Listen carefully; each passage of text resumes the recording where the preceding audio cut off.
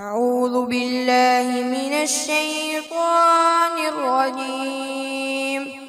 بسم الله الرحمن الرحيم سورة البقرة مدنية بسم الله الرحمن الرحيم ركوع نمبر 16 پڑھ نمبر 1 منزل نمبر 1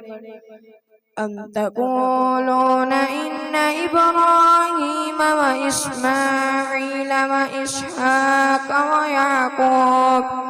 ويعقوب والأسباط كانوا هودا أو نصارى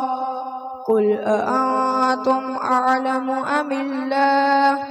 ومن أظلم ممن كتم شهادة عنده من الله وما الله بغافل عما تعملون تلك أمة قد خلت لها ما كسبت ولكم ما كسبتم ولا تسألون عما كانوا يعملون صدق الله العظيم माशाल्लाह कितना प्यारा कुरान पाक पढ़ा है। तो आपको ये भी खुशी होगी माशाल्लाह 8.5 माह में मुकम्मल कुरान पाक का हिफ्ज़।